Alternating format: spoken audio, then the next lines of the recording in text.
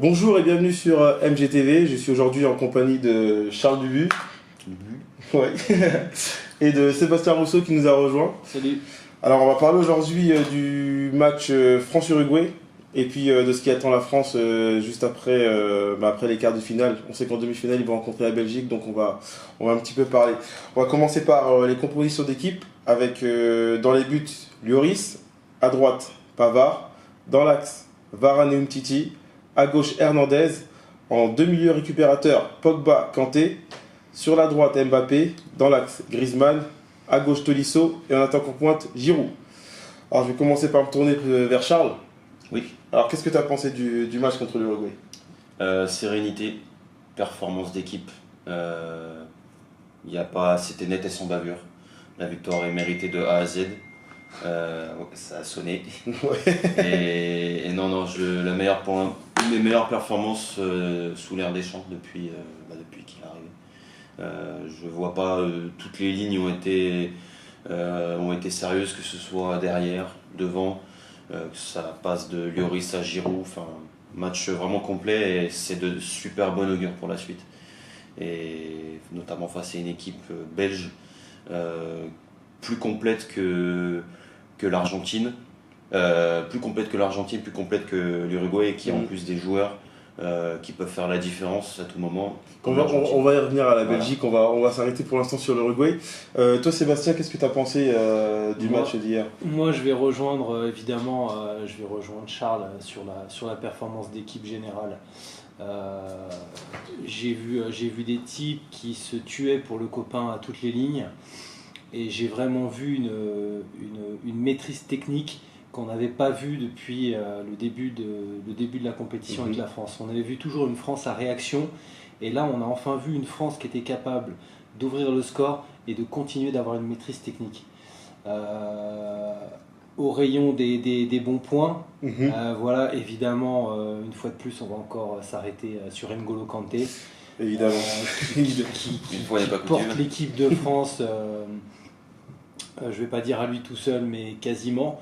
Et deux bons points aux deux latéraux qui n'avaient pas la tâche facile de remplacer Sidibé et Mendy, et qui se sont imposés avec leur jeune âge comme des patrons incontestables et comme presque des vieux briscards, comme si ils avaient toujours fait partie de l'équipe. Exactement, c'est vrai. Donc au-delà du résultat, voilà, on a une équipe de France, on a un groupe qui est soudé, qui respire la joie de vivre, et la victoire est totalement méritée pour hier. Et est-ce que finalement on peut pas dire que pour que l'équipe de France brille, eh bien on a besoin qu'elle ait un adversaire qui ouvre le jeu et qui joue pas forcément défensivement, puisque on voit qu'au niveau des phases de groupe, elle a eu du mal contre des adversaires comme l'Australie ou le Danemark qui ouvraient pas forcément le jeu, ils attaquaient pas.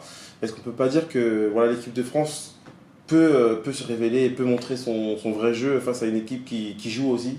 C'est ce que je me tue à dire depuis des années. Alors peut-être hormis face à une équipe comme l'Espagne qui a toujours su nous embêter là où on n'aime pas. On s'est toujours adapté à l'adversaire, toujours. On l'a vu au premier tour. Moi, je suis pas de l'opinion publique. Le premier tour pour moi était pas abouti, mais le job était fait et c'était le principal. Beaucoup y ont vu des points négatifs. Moi justement j'ai vu des joueurs qui travaillaient ensemble. Moi je vais te couper juste 2 secondes. Parce que je vais donner mon petit avis aussi. Ouais, vas-y, je t'en prie. On en a discuté déjà. Le premier tour, pour moi, j'ai un peu critiqué l'équipe de France.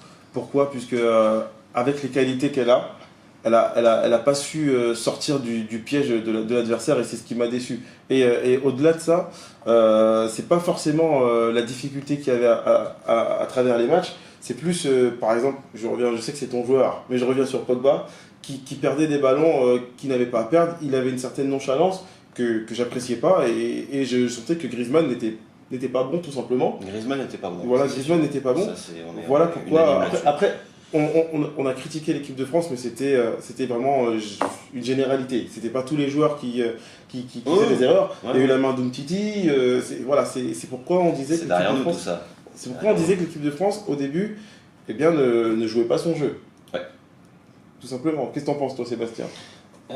Ouais, je suis d'accord sur le fait que la France a beaucoup de mal contre les équipes regroupées. Je repense toujours à ce match de qualif contre le Luxembourg où on est à plus de 30 frappes au but et on finit par un 0-0. J'ai l'impression qu'on aurait pu jouer 2 jours, qu'on n'aurait jamais pu marquer un but. Ils auraient pu nous en planter un, souviens-toi, avec le poteau. Ils ont bien fait de nous en planter un à la fin. Voilà. Et bon, mais ça c'est la chance à Deschamps. Hein. On peut rien enlever. C'est cette étoile. Exactement. Par contre, là où je suis pas d'accord avec vous, c'est sur le fait que la France s'adapte à son adversaire. Je suis pas d'accord là-dessus parce que j'ai vu beaucoup de matchs où la France essaie d'imposer son jeu. Et je me souviens notamment du match amical contre l'Italie où la France a tout de suite mis en place son jeu.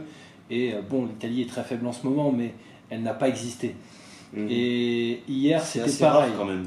Moi, je trouve aussi que c'est assez rare qu'on impose notre patte face à l'adversaire. C'est très très rare quand même. Moi aussi, je rejoins un peu Charles dans ce sens-là, où je me dis que l'équipe de France s'adapte souvent au jeu de l'adversaire.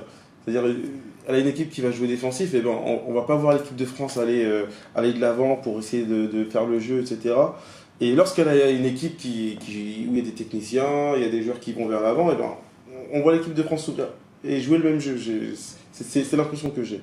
Parce que les espaces se libèrent, tout simplement. Ouais, aussi, c'est vrai. Les espaces se libèrent, mais si on prend le match d'hier, on voit que même encore à 2-0, l'Uruguay ne se livrait pas. J'étais quand même stupéfait devant l'écran en disant l'équipe est menée 2-0 et les mecs continuent presque plus à jouer la défense qu'à attaquer, alors que c'est un match à élimination directe. Donc c'est ce qui me fait dire, moi, que la France, elle essaye quand même d'imposer parfois son jeu. Après, là on peut se dire aussi qu'elle essaie d'imposer son jeu, puisque c'est justement les phases finales. Elle n'a pas forcément le choix, il faut tuer dès le début. Là, il n'y a plus forcément de calcul à faire, à se dire si on fait match nul, on est premier, ou etc. etc. Et ça n'existe plus. Voilà, c'est peut-être pour ça qu'en fait, ils n'ont pas le choix. Ils sont obligés de jouer. Peut-être. Exactement. T'as tout résumé. Alors là, je vais vous demander quelque chose d'autre, notamment Sébastien. Ton top joueur.